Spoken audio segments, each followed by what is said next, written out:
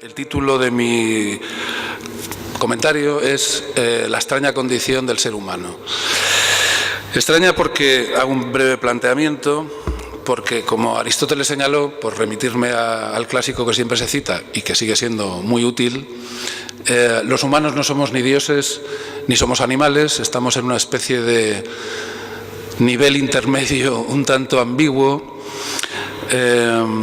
Somos, dijo también Aristóteles, dioses mortales. En todo caso, nos caracterizamos por nuestra capacidad de vivir en sociedad dialogando con los demás y, por tanto, de ser animales políticos, pensantes, activos. También podríamos, si siguiéramos otros textos menos trillados de Aristóteles, decir que somos el único animal que se acaba quedando calvo. Pero bueno, supongo que esa no es la definición que a él le hubiera gustado más que citara, ¿no? Entonces, quedémonos con esa primera distinción. No somos dioses, no somos animales y, desde luego, no somos máquinas. Hay, por cierto, algún pasaje en donde él apunta en esa dirección, en donde parece que concibe de una manera un tanto sencilla cómo sería un autómata. De manera que sí que hay semillas para seguir pensando de la mano del Estagirita. En todo caso, intentaré mostrar que de una manera nada extraña, nada complicada, el humano es, como indica su raíz indoeuropea, el que tiene sed. Sed en un sentido físico y supongo que en un sentido metafórico, ¿no? Y desde luego el único ser vivo que sabe que va a morir. Y esto, desde luego, también nos hace probablemente buscar explicaciones, buscar interpretaciones para nuestra propia vida. Como ha dicho Charles Taylor, es el único animal que se autointerpreta. Necesitamos interpretar nuestra propia vida. Ya solo con esto nos diferenciamos prácticamente de cualquier otro ente. Sin embargo, aunque luego intentaré comentar una posible interpretación, autointerpretación, sin embargo, lo que estamos viviendo en nuestro tiempo es una especie de reduccionismo operacionalista, diría yo, que llega por diversos caminos. Me refiero al hecho de que, en términos históricos, el paradigma de pensamiento contemporáneo ha pasado de una concepción fuerte de la identidad en términos metafísicos, de la identidad en términos religiosos, incluso de la identidad en términos políticos. Se ha pasado a una fragmentación pluralista, no tiene por qué ser empobrecedora ni mucho menos, pero sí, finalmente, digamos que hay una deriva actual en donde lo que se busca como asidero es una lectura algorítmica de la vida humana. Al final, no tenemos esencia, pero parece ser que tenemos patrones de computación algorítmicos que son los que nos definen. Bueno, no creo que haya necesidad de dar ese salto pendular desde un extremo a otro. Seguramente hayan oído hablar de la crítica que la posmodernidad, la llamada posmodernidad, ha hecho a los llamados metarrelatos, es decir, a las grandes concepciones totalizadoras que han explicado la realidad de una manera sistemática, holista. Bueno, sí, hemos pasado de los metarrelatos a los relatos, y eso está bien. Tiene mucho que ver con la autointerpretación de la que hablaba hace un momento, pero finalmente parece que estamos pasando otra vez por ese efecto pendular al otro polo, al polo opuesto, y los relatos se están quedando en datos. Es decir, lo que hoy se llama Big Data, de lo cual supongo que les han hablado o les hablarán, como de algunas otras cosas que yo voy a mencionar, aunque sea de manera tangencial, parece ser que es el sucedáneo operativamente factible, poderoso, de lo que podríamos llamar la identidad humana, la condición humana, en todo caso. Bueno, se podría ver desde muchos puntos de vista. Como sé que ustedes tienen conocimientos filosóficos, me atrevo a mencionar el famoso concepto de Husserl del mundo de la vida. Es decir, en parte lo que nos está ocurriendo, diría yo, en la sociedad contemporánea es que eso que se llama el mundo de la vida, el suelo que pisamos, los presupuestos comunes, los consensos básicos, preconscientes incluso, están siendo invadidos en cierto modo por el marketing, por las estadísticas, por el manejo técnico de cualesquiera elementos que constituyen ese humus del cual nos alimentamos. Se prestan muchos servicios a través de estas nuevas tecnologías, no se puede negar, pero también hay sin duda algunos riesgos.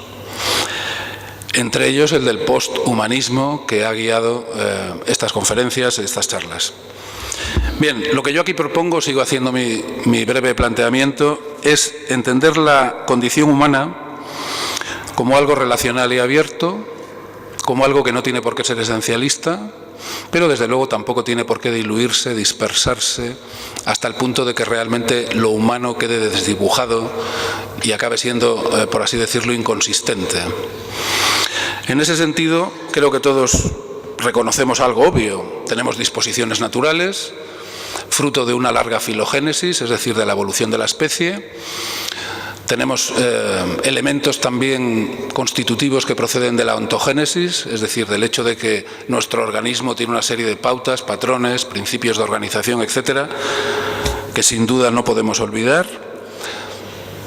Pero, obviamente, adquirimos muchas cosas, adquirimos elementos nuevos, aprendemos, mediante la cultura, una manera de estilizar, de dar forma a esas, o de dar, casi mejor diría, contenido material, utilizando la vieja pareja conceptual, de dar contenido material a esas formas naturales, a esas formas orgánicas. Bueno, pues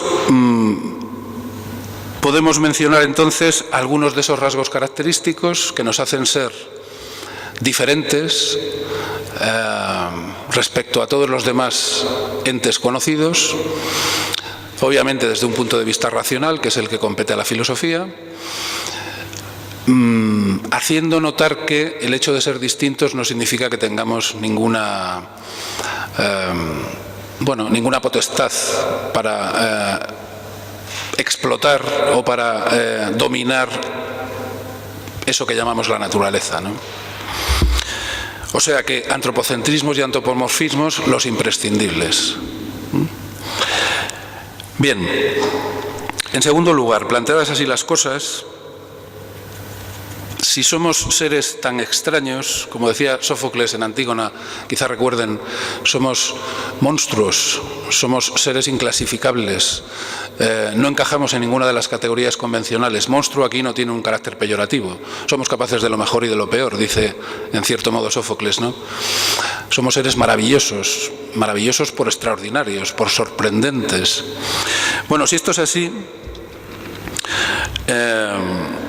evidentemente, las tentaciones o los riesgos teóricos y prácticos, volviendo otra vez al contexto histórico que nos ocupa, puesto que tenemos que pensar siempre desde el presente, recordando, proyectándonos hacia el futuro, etcétera, pero finalmente teniendo en cuenta nuestra circunstancia histórica, estando a la altura de los tiempos, como decía Ortega. Bueno, si esto es así, creo que hay algunas cosas interesantes que deben recordarse, insisto, de manera previa. La antropología contemporánea ha destacado, la antropología filosófica contemporánea ha destacado sobre todo que los humanos somos seres inacabados, desarraigados, exiliados del paraíso, ¿no? Como señalan tantos mitos. Somos seres no especializados, no fijados, dice Helmut Plessner, por ejemplo, Arnold Gehlen, etc. Claro, esa condición extraña, esa sensación de estar colgados de la brocha, de no ser animales que encajan perfectamente en su medio y que tienen una disposición orgánica que los hace resolver, por así decir, sus problemas de una manera inmediata, vamos a decirlo así, aunque desde luego más compleja de lo que pensamos. Y por otra parte, el no saber muy bien cuál es nuestra situación, como ya dejó claro Pico de la Mirandola, ¿verdad?, en aquel famoso texto del Renacimiento, el poderlo ser todo y al final tener la amenaza de no ser nada, eso lo resolvemos apelando a la cultura. La cultura es el conjunto de mediaciones, el conjunto de puentes de vínculos que establecemos con la realidad, con eso que llamamos realidad, para poder manejarnos con ella. La cultura no es lo que nos distancia del mundo, bueno, digamos de la naturaleza. De hecho, la cultura quizás se defina por crear mundos, ¿no? Luego diré algo al respecto. No, la cultura es lo que nos acerca a ese mundo del cual nos sentimos expulsados, del cual nos sentimos exiliados. Es decir, construimos símbolos, ficciones, artefactos culturales que nos sirven de garfios para no sentirnos fuera de juego, para no sentirnos expulsados. Bajo ese punto de vista, se puede decir con mucha razón, y no solo en términos literarios, recordarán la frase de Vargas Llosa que voy a citar, que vivimos de la verdad de las mentiras. Sí, vivimos de la verdad de las mentiras de nuestras construcciones teóricas, simbólicas, por supuesto también literarias y ficcionales en el sentido literal de la palabra. ¿Por qué? Porque en esas ficciones encontramos sentido a las cosas. Encontramos y damos sentido. Queremos encontrarlo, en realidad lo ponemos nosotros. Porque en esas ficciones, en esos constructos simbólicos, nos orientamos, establecemos orden, establecemos un plan de vida. Buscamos confianza, finalmente, confianza y pertenencia, porque necesitamos sentir confianza en la realidad. Necesitamos sentir que pertenecemos a lo real, a pesar de que somos tan extraños y de que parece que hay una distancia insalvable. La misma distancia que nos hace distintos, supuestamente independientes, supuestamente pensantes, etcétera, etcétera, según el tópico, es la que nos hace tremendamente frágiles y vulnerables. Y entonces tendemos estos puentes. Pero claro, al hacerlo así,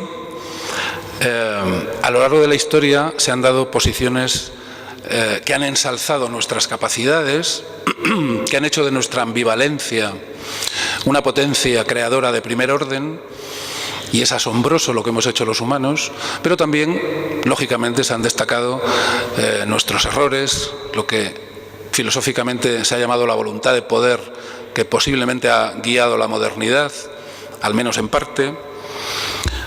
Bueno, una cierta soberbia, incluso un cierto pesimismo antropológico, ya presente en la tradición agustiniana, por cierto, dentro del cristianismo, en algunas corrientes de la cultura grecolatina. Quizá Freud nos sirve de ejemplo a este respecto, ¿no? Cuando dice que la cultura humana ha dado 3 golpes de muerte a la idea que teníamos de la autosuficiencia o del poder humano. Si recuerdan ustedes, en la introducción a las lecciones de psicoanálisis dice Freud, el primer golpe se lo proporcionó Copérnico, es decir, la revolución científica y cosmológica de la modernidad, cuando entendimos que la Tierra no era el centro del universo. Luego hemos sabido en el siglo XX que vivimos en un planeta insignificante de una galaxia menor perdida en la inmensidad del universo. Dice Freud, el segundo gran golpe a ese supuesto orgullo se lo proporcionó Darwin, cuando nos hizo ver que nosotros como especie somos animales y que provenimos de una historia evolutiva en igualdad de condiciones que cualquier otro ser vivo. Y desde luego sin tener ninguna garantía de que pudiéramos llegar a ser como somos. De hecho, estamos aquí de casualidad, si se entiende al menos desde un punto de vista estrictamente racional, ¿no? Es sabido que si no hubiera caído ese famoso meteorito de 130 kilómetros de diámetro hace 65 millones de años en la península del Yucatán, bueno, pues la historia de la vida de la Tierra hubiera sido completamente diferente, y que la especie humana y en general la familia de los mamíferos, que empezó a progresar desde entonces, y por tanto la especie humana, digo, pues lo hubiéramos tenido muy, muy difícil, ¿no? Es tremendo, ¿no?, pensar que un accidente cósmico de ese calibre ha sido determinante en la historia de la vida, ¿no? Y que si ese meteorito no hubiera caído, ya digo, en términos estrictamente científicos y racionales, pues muy difícilmente estaríamos aquí. Bueno, y por último, dice Freud, mi propia teoría ha dado el golpe de gracia a ese orgullo, porque entender que eso que llamamos conciencia es la punta del iceberg de un mundo subterráneo el inconsciente, mucho más poderoso de lo que nos gustaría y al cual no podemos manejar ni controlar, bueno, eso realmente, termina diciendo Freud, nos ha puesto en nuestro sitio, ¿no?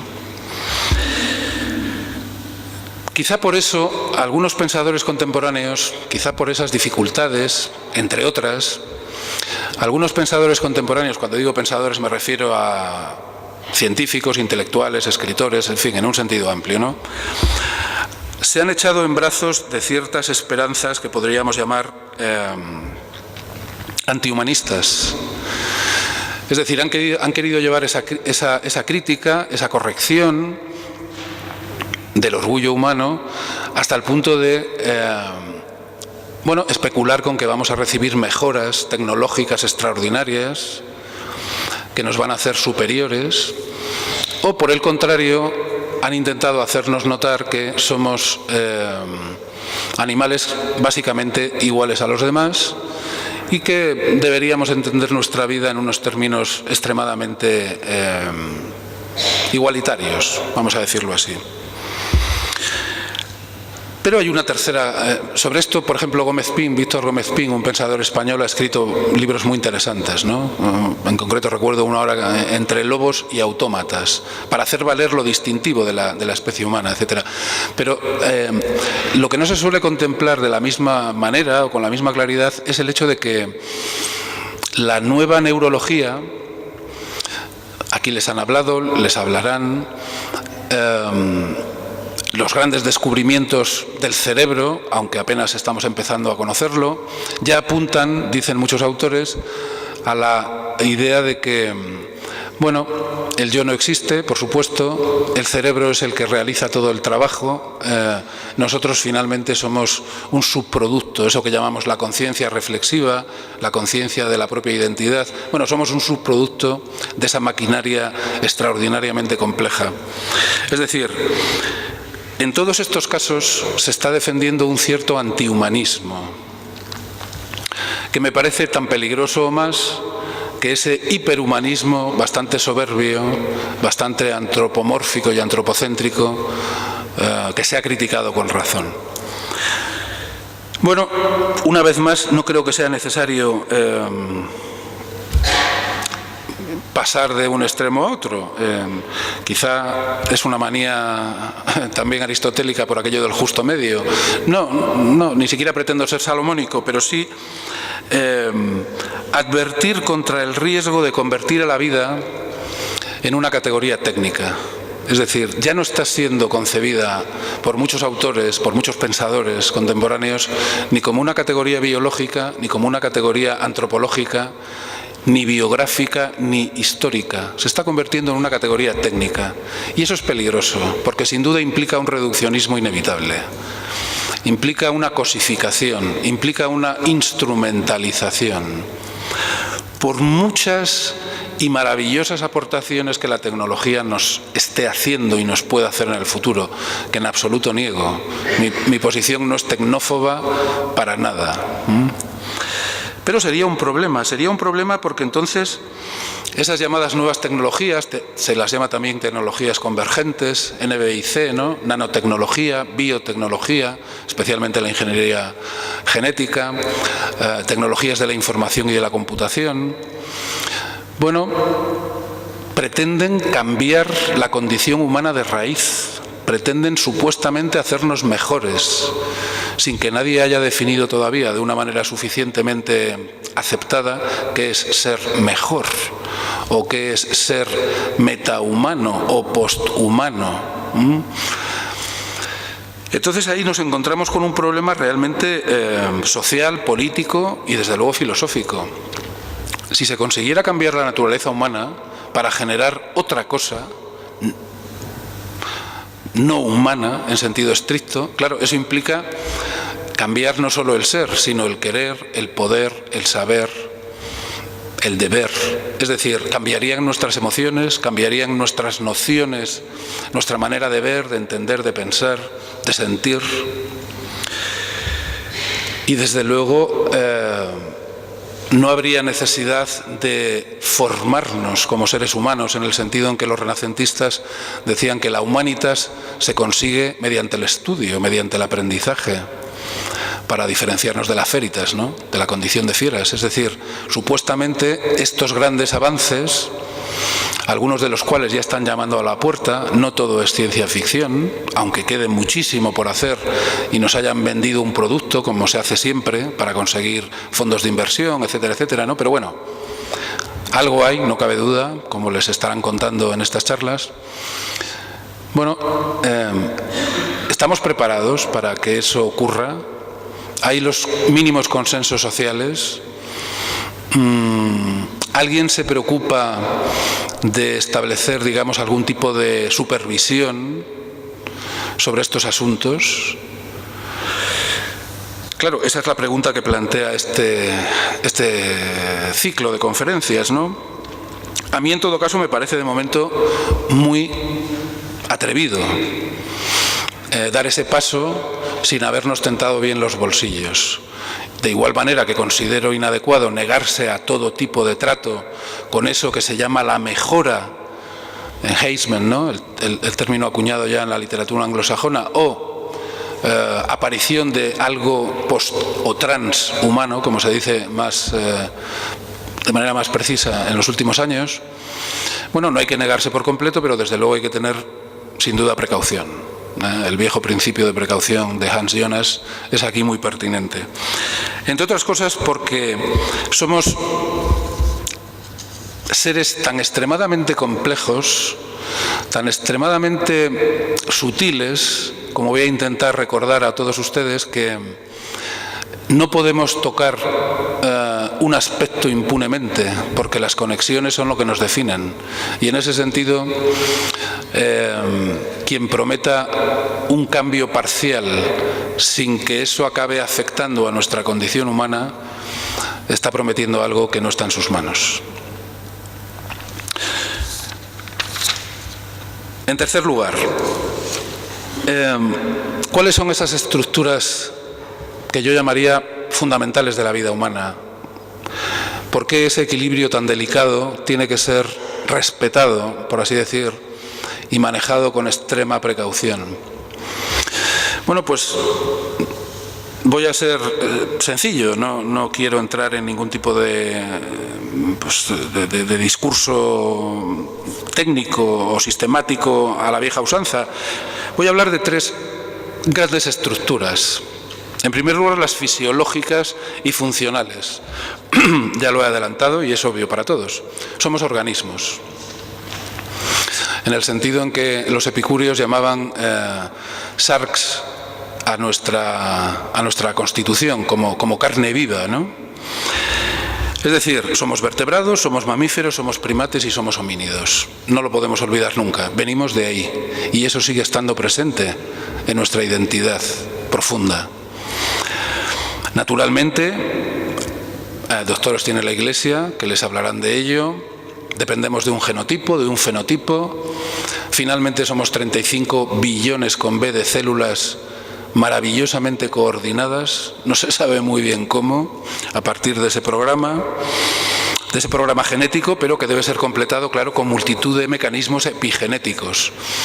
Es decir, hay multitud de niveles de constitución orgánica, como señaló, por ejemplo, Stephen Jay Gould, uno de los grandes evolucionistas de nuestro tiempo, desgraciadamente fallecido, ¿no? Hay un pluralismo en nuestra propia condición orgánica que ya está presente en la vida genética, que estamos poco a poco empezando a conocer.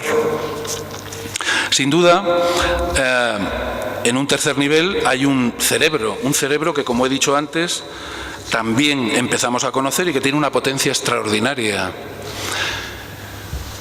2 billones de conexiones por segundo. Los cientos de miles, bueno, los miles de millones de neuronas operan mediante una capacidad combinatoria realmente asombrosa. Lo sabemos. Igual que sabemos que Tenemos un hemisferio izquierdo y un hemisferio derecho con funciones diferentes. El izquierdo más bien analíticas, el derecho más bien sintéticas. El izquierdo más bien verbales, espaciales hasta cierto punto. El derecho más bien intuitivas, plásticas, etcétera, etcétera. Unos rasgos verdaderamente sorprendentes que nos hacen, como dicen los neurólogos contemporáneos, que nos hacen ser capaces de computar una cantidad de información asombrosa. Tengo aquí un dato. Procesamos de manera inconsciente unos 14 millones de bits por segundo, mientras que solo somos conscientes de 18 bits por segundo. Es decir, tenemos un piloto automático, vivimos con un piloto automático realmente asombroso. Nuestro cerebro trabaja a destajo y nosotros ni nos enteramos. En gran medida somos zombies, como ha dicho Eagleman, uno de estos neurólogos contemporáneos que ha escrito libros más interesantes al respecto, ¿no? Somos zombies porque se han automatizado las tareas de una manera tan asombrosa que lo que nos gobierna, lo que rige nuestra vida, aunque no lo sepamos, son programas cognitivos integrados que operan por sí solos. Eso que se dice tantas veces, ¿no? Pero que en el fondo es cierto. Si tuviéramos que pensar en el hecho de andar, nos caeríamos. Si tuviéramos que pensar en el hecho de respirar, nos ahogaríamos, etcétera, etcétera. Casi todo se hace por debajo de la superficie de la conciencia. Y si además ponemos en relación el sistema nervioso con el sistema endocrino, con el sistema inmunológico, con la cantidad de neurotransmisores y de otras sustancias que fuera del cerebro operan como hormonas, etcétera, etcétera, verdaderamente nos daríamos cuenta de que nuestro cuerpo es un inmenso ecosistema de variables tremendamente complejas que de ninguna manera nos podemos atrever a manejar con una supuesta capacidad de control. Pero claro, no tenemos por qué sacar la conclusión de que la conciencia es un epifenómeno producto de esos procesos subterráneos, de que la conciencia no tiene peso, no tiene entidad, de que en última instancia somos robots biológicos, bajo este punto de vista. Bueno, eso sería realmente no hacer justicia a nuestra complejidad, como voy a intentar explicar.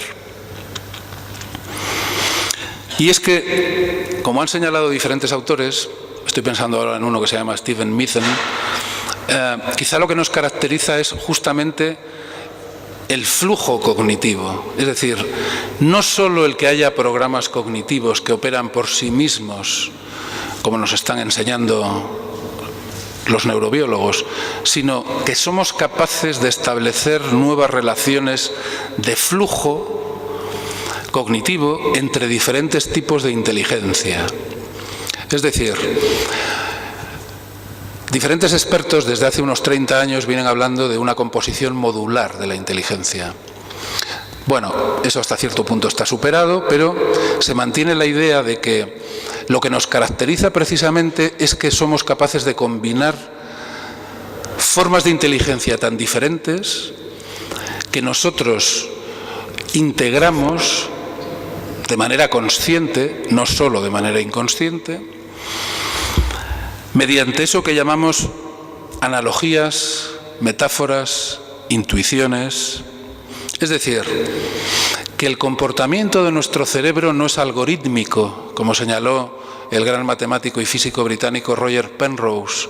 No es algorítmico, que justamente lo que caracteriza a nuestra actividad mental es esa capacidad de establecer puentes entre dimensiones muy diferentes. Es decir, no se trata de un logos rígido, por así decirlo, al modo antiguo. No, pensamos, el pensamiento es lo que nos define. No, desde luego que no.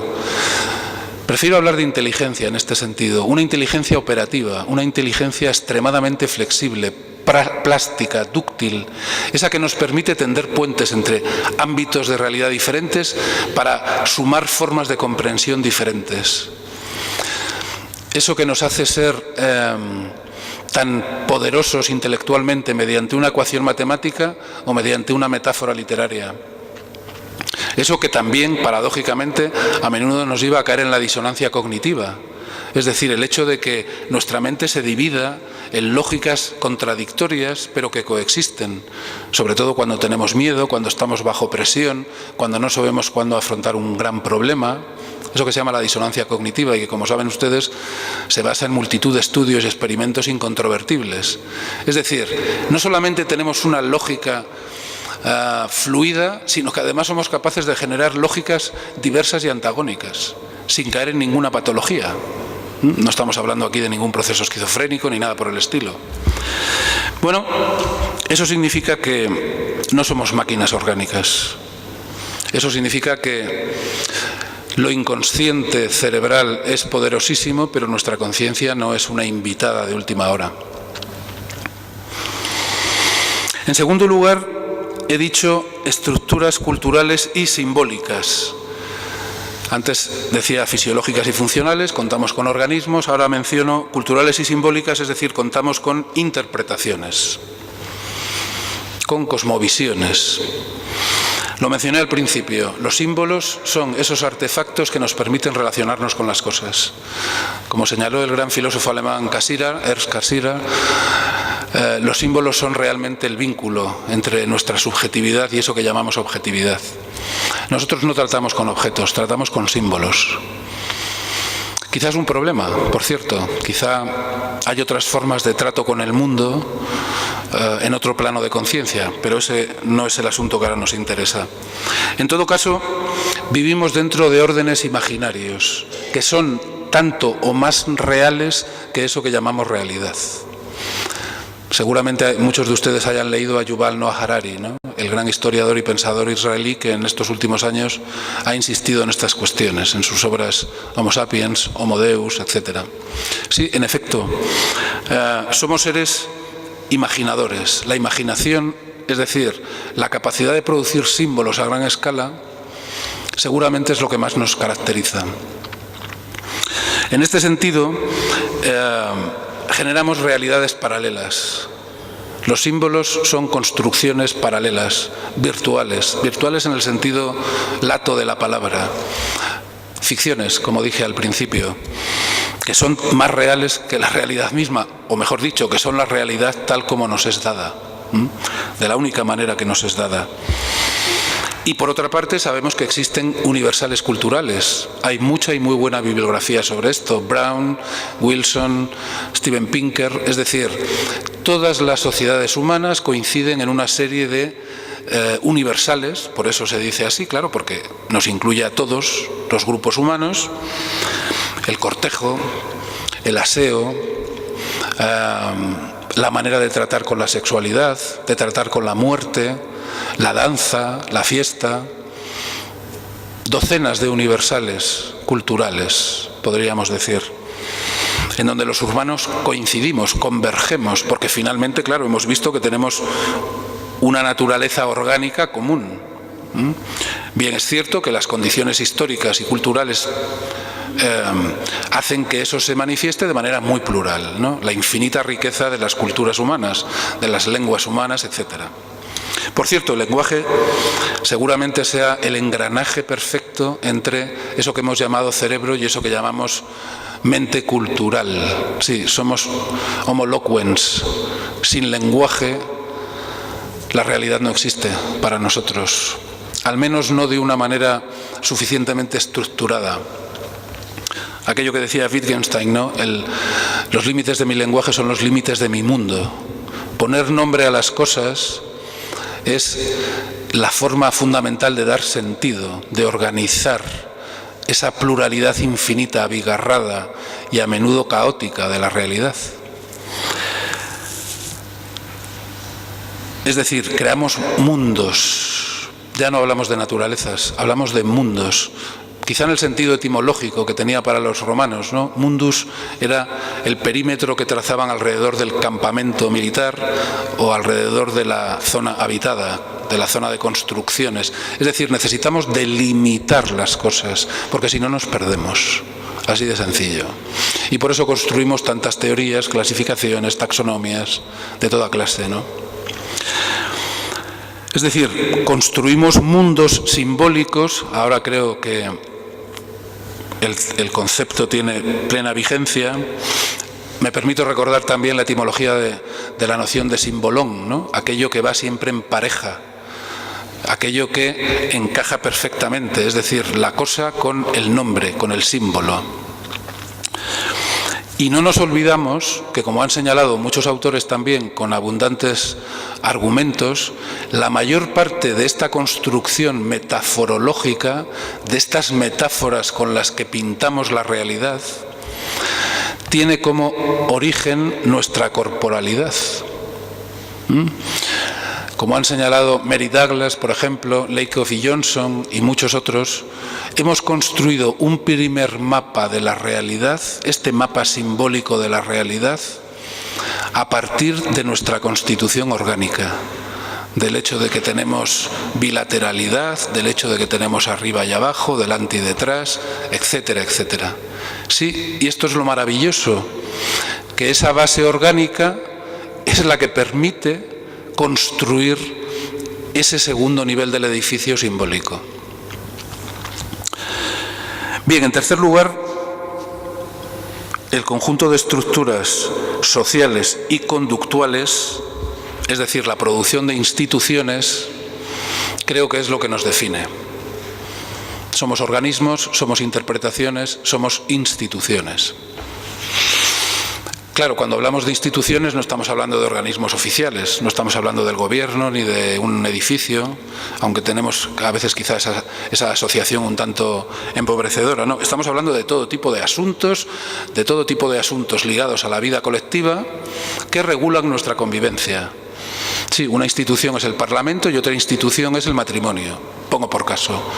Todo nuestro bagaje público es institucional. Es decir, el conjunto de consensos y procedimientos de toda índole que nos guían en el trato que tenemos unos con otros. Aquí ya no estamos hablando del mundo en general, como tampoco de la naturaleza. Estamos hablando de la esfera política, en el sentido en que los griegos entendían que el humano es un zoon politikon, ¿verdad? Como decía Aristóteles, es decir, que nuestra forma lingüística y simbólica de estar en el mundo solo se realiza cuando actuamos unos con otros en la esfera pública. En ese sentido, los romanos también lo entendieron muy bien, ¿no? Hay expresiones que lo dicen todo. Para referirse al hecho de estar vivo, decían inter homine esse. Y para referirse al hecho de estar muerto, decían inter homine desinere. Es decir, el vivo es el que está con los otros y el muerto es el que ya no está con nadie. Bajo ese punto de vista, tan radicalmente intersubjetivo, construimos contratos sociales, lo llamemos como lo llamemos. Es decir, establecemos pactos, acuerdos de convivencia. Por supuesto, la idea del contrato social es otro invento.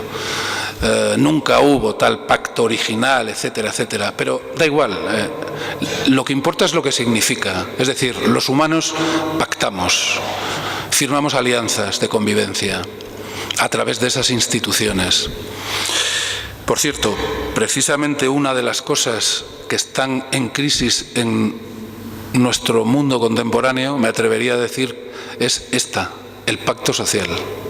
Por razones económicas, por razones geopolíticas, por razones ideológicas muy serias y muy complejas, estamos poniendo en cuestión el pacto social fundamental.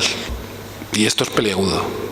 Esto es peliagudo, porque cuestionar eso significa cuestionar nuestra propia condición, al margen de las injusticias, de los abusos, etcétera, que puede traer consigo. Bien, entonces digo que construimos discursos éticos y políticos. Somos cuerpos, somos interpretaciones y somos seres éticos y políticos, institucionalizadamente. ¿Qué significa esto? Que, bueno, pues que no somos algoritmos, una vez más, que no somos animales y que no somos supermáquinas. Claro que no. Diría que hay una serie de elementos transversales, y voy a ir acabando, una serie de elementos transversales que permiten engranar estas tres grandes clases de estructuras. En primer lugar, las emociones. Somos seres emocionales, en el sentido más profundo y radical de la palabra. Antonio Damasio, el gran neurobiólogo, Premio Príncipe de Asturias de hace unos años, quizá ha escrito libros memorables al respecto, ¿no? Pero es que las emociones, fíjense, no son lo que aparentan ser en una primera lectura, digamos, trivial, no. Las emociones son formas de procesar experiencias de muy diversa índole. Es decir, eso que llamamos emociones, que luego se consolidan como sentimientos, con una duración, con una estabilidad, en realidad son mediadoras entre diferentes capacidades: la atención, la percepción, la memoria, la motivación, la comunicación, el aprendizaje. Nuestra estructura fundamental en términos psicosomáticos es emocional. Los especialistas lo dicen una y otra vez. Por eso los niños que han tenido problemas de esta índole en su primera infancia quedan marcados de por vida. La arquitectura, por así decir, de nuestra conciencia en primera instancia es emocional.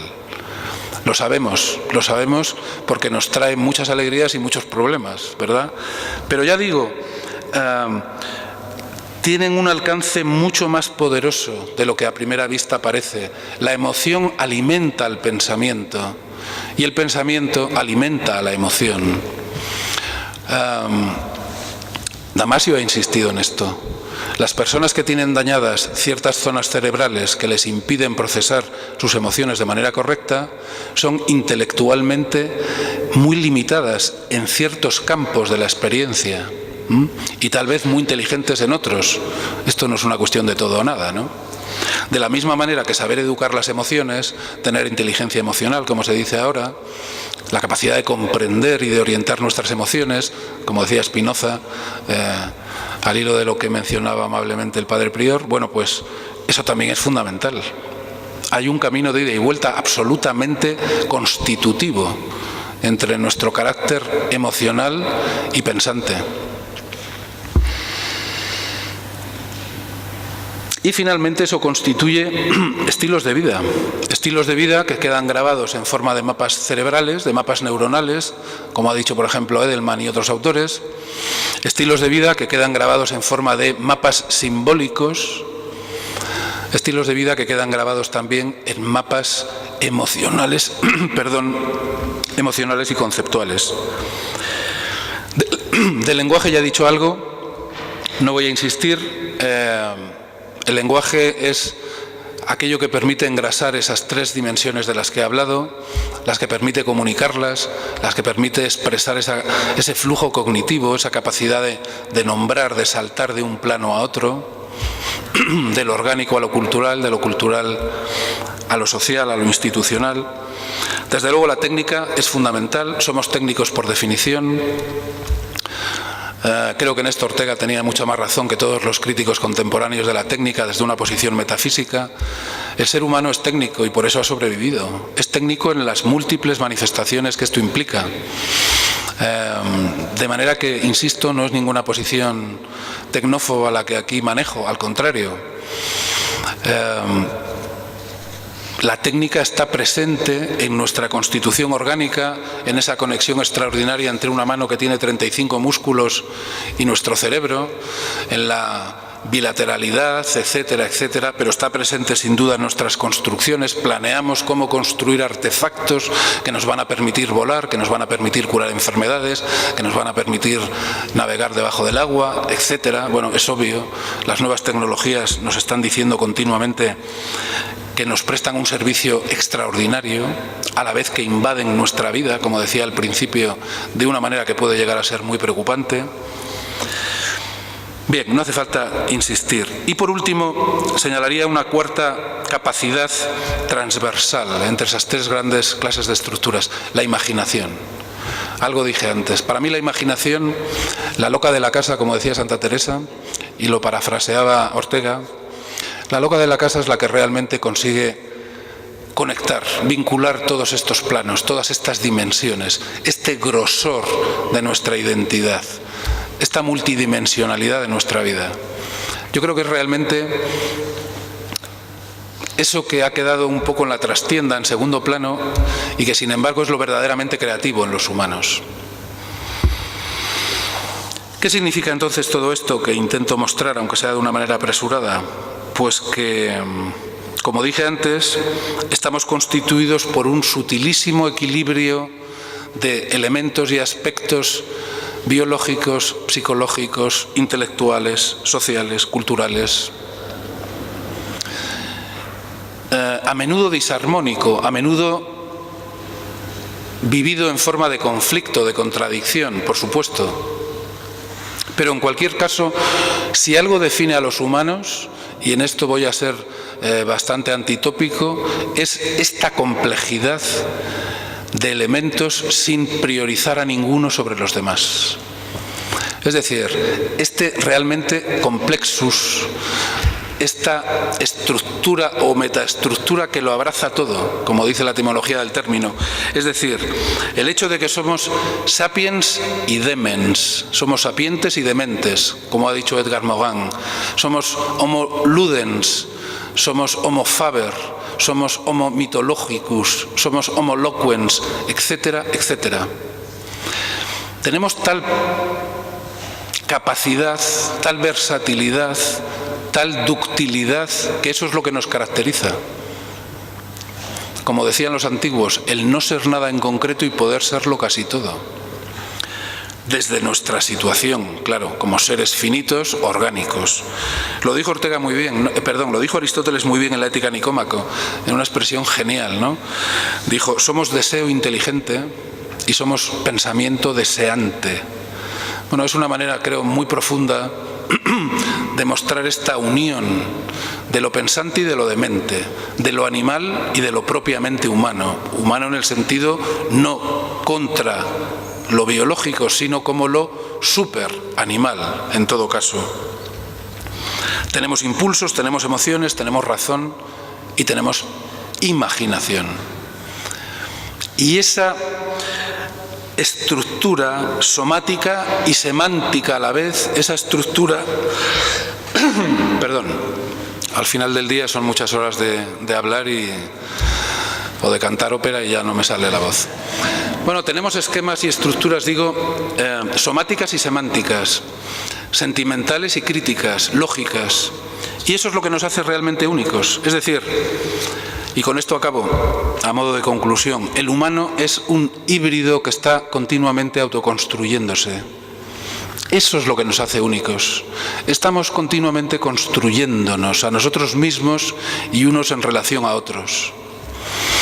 Y somos mestizos, somos híbridos, somos monstruos, como decía Sófocles en ese sentido, porque somos animales que piensan, que sienten, que elaboran planes, que elaboran mapas simbólicos a partir de esa cartografía neuronal de la que hablan los neurólogos. Hay mapas, es curioso, la metáfora de la cartografía se repite una y otra vez, ¿no?, en el pensamiento contemporáneo. Mapas neurológicos, mapas simbólicos, mapas emocionales, mapas conceptuales, políticos. Bueno, pues todo eso nos constituye en una mezcla indiscernible.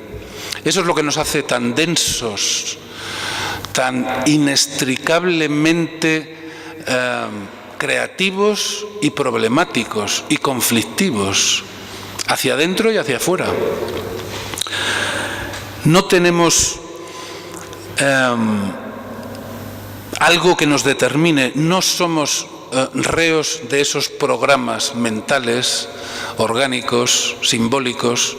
Tenemos la capacidad de metaprogramarnos, apoyándonos precisamente en esas estructuras, en esas disposiciones naturales. Y esto naturales y culturales. Y esto es, creo yo, lo que merece ser llamado libertad. Libertad como la posibilidad que se abre en un mundo de necesidades. Necesidades bioquímicas, genéticas, necesidades sociales, económicas, políticas. La libertad como algo que nace de abajo. La libertad como emergencia, es decir, como salto cualitativo de la interacción de todos estos factores y estructuras que he intentado mencionar. La libertad siempre vulnerable, siempre condicionada, todo lo que queramos, pero libertad al fin y al cabo. Bajo ese punto de vista, somos seres que dudan. A mí me gusta decir, se lo comento muchas veces a los alumnos, sí, hablamos del cogito, hablamos ahora de las emociones, se han puesto muy de moda, quizá demasiado en algún sentido infantilizador. Hablemos de la duda, porque el humano duda toda su vida, el humano juega toda su vida, el humano siente inquietudes si no está muerto en vida, siempre.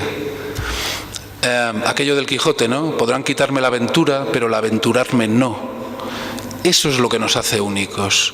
Ejercer la libertad de esa manera modesta, cotidiana, entre las rendijas de las grandes palabras. Ahí es donde creo que se juega lo verdaderamente humanizador. Por eso cuando recordamos el viejo adagio, conócete a ti mismo, ¿no?, del templo de Delfos, o el de Píndaro, llega a ser el que eres. Yo creo que tenemos que incluir bajo estos vocablos todo eso que nos define, todo esto, desde el hecho de que somos vertebrados, mamíferos, etcétera, hasta el hecho de que somos personas que dudan, personas que buscan, personas que sienten multitud de cosas diferentes que no consiguen explicar satisfactoriamente, pero que saben que su riqueza descansa en esa interdependencia de elementos, en esa interconexión de factores. Por último, bajo este punto de vista, creo que se puede decir,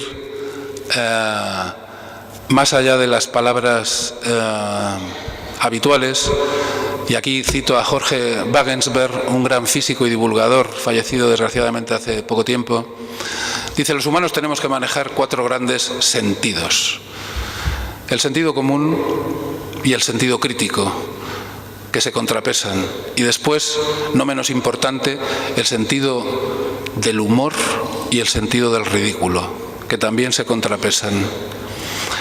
Es una manera coloquial, si se entiende lo que quiero decir, de referirse a todo lo que antes he intentado mencionar. Por eso mi última palabra es que al final lo que nos hace humanos es que somos saltimbanquis, en el sentido que tiene la palabra, como saben, de origen italiano. Somos malabaristas, somos titiriteros, somos acróbatas, prestidigitadores, volatineros. Todo esto está incluido bajo esa noción de saltimbanquis, porque tenemos que manejar todas esas pelotas a la vez.